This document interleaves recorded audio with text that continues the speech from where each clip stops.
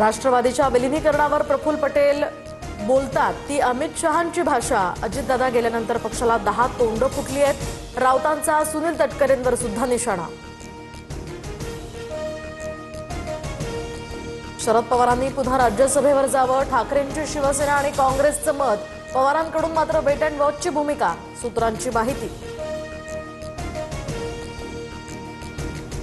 राज्यसभेची निवडणूक लढवणार असं शरद पवारांनी सांगितलं। राज्यसभेसंदर्भात तिन्ही पक्ष एकत्र बसून निर्णय घेणार, राऊतांची प्रतिक्रिया। मुख्यमंत्री फडणवीसांचा एकाच आठवड्यामध्ये दुसऱ्यांदा दिल्ली दौरा। फडणवीसांकडून भाजपचे राष्ट्रीय अध्यक्ष नितीन नबीन यांची भेट, सदिच्छा भेट असल्याची मुख्यमंत्र्यांची माहिती। मंत्री नरहरी झिरवाळ सकाळपासून नॉट रिचेबल। मंत्रालयातील एसीबी कारवाईनंतर झिरवाळ अडचणीत येण्याची शक्यता। लाच प्रकरणी झिरवाळांच्या लिपिकाला अटक, सचिवावर सुद्धा गंभीर आरोप।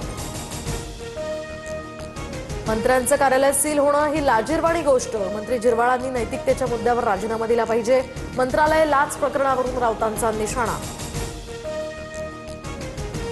छत्रपती संभाजीनगरमध्ये भाजप आमदाराच्या कार्यालयातील बॅगमध्ये आढळलं पिस्तूल। आमदार संजय केनेकरांच्या कार्यालयातला हा प्रकार, पोलिसांकडून या संदर्भातला तपास सुरू।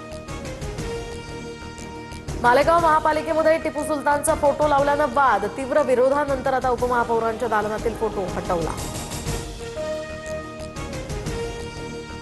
परतवाडा ते पुणे एसटी बसचे चालक मद्यधुंद अवस्थेत, बस चालक प्रल्हाद खडातेवर खामगाव पोलिसात गुन्हा। दरम्यान बसमधील सहचालक सध्या फरार। मुंबईसह मीरा भाईंदर, वसई विरार, कल्याण आणि ठाण्यासाठी लवकरच जलमेट्रो धावणार। 10 जलमार्गांचा आराखडा अंतिम टप्प्यात। जलमेट्रोमुळे मुंबईकरांचा प्रवास आणखी वेगवान होणार।